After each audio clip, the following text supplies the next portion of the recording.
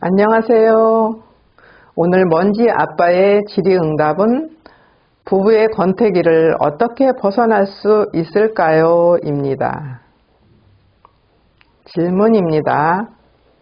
서로가 권태기가 왔을 경우 부인이 너무나도 싫어지고 누군가 한쪽에서 도덕적으로 문제를 일으켰다면 어떻게 부부로서 서로 사랑할 수 있을까요?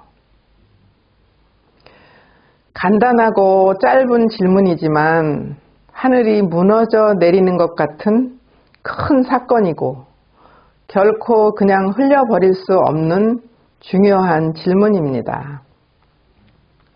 엄마가 아이를 낳고 키우면 너무나 힘들고 어려운 일이 일어납니다.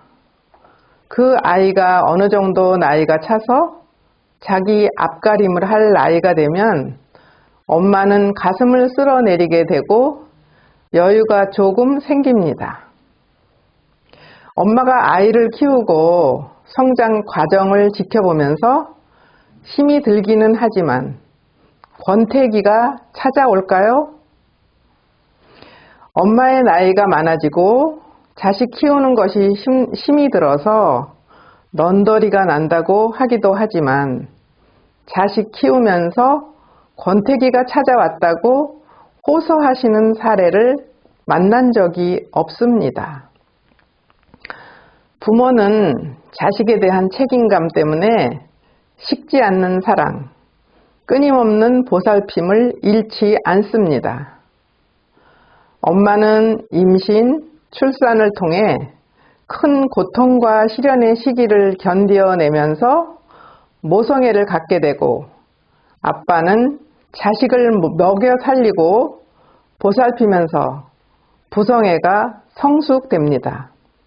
그렇다면 부부애는 어떻게 성숙될까요? 부모는 자기에게 다가오는 고통을 통해서 성장하고 자신의 삶을 완성시켜 나갑니다. 부부라는 관계에서 만나게 되는 고통을 부모 자식 간의 관계에서 만나게 되는 고통과 다르게 여기는 것이 인간의 본성입니다.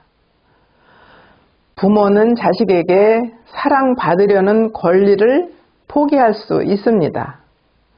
그러나 부부는 상대방에게 사랑받으려는 권리를 포기하는 일이 결코 쉽지 않습니다. 배우자에게서 사랑받고 있다고 느껴지지 않을 때 계속 사랑을 구걸하다 보면 스스로 불쌍해집니다. 더 이상 슬퍼지지 않기 위해서 구애를 멈추게 되는데 그런 시기에 권태기가 시작됩니다.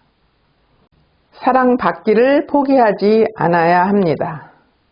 어떻게 하면 배우자에게 더 많이, 더 깊은 사랑을 받을 수 있을까? 고민하는 일을 멈추게 되면 부부 사이엔 얼음이 얼고 금이 가기 시작합니다. 저의 남편은 할아버지입니다. 그렇지만 여보라고 불러놓고 사랑해 라는 고백을 한창 젊었을 때보다도 더 자주 합니다. 부엌에서 설거지를 하고 있으면 슬그머니 다가와서 뒤에서 껴안아 줍니다. 하루에 3번이나 식사를 함께 하게 되었지만 매번 식사를 끝날 때마다 잘 먹었다고 고맙다는 인사를 잊지 않습니다. 남편에게 저는 매 끼니 때마다 먹고 싶은 메뉴를 질문합니다. 식사 때마다 저는 간이 적당한지를 물어보고 어떻게 해주면 더 맛있게 될까? 라고 물어봅니다.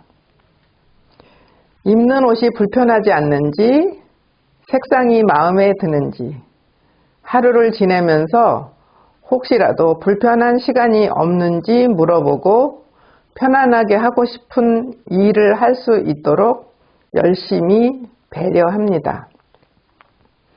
저희 부부도 권태기를 지냈습니다. 덕분에 더욱더 섬세하게 사랑하는 방법을 찾아내고 훈련했습니다. 큰 이벤트를 벌려서 상대방의 마음을 흔들어 놓으려고 하지 마세요.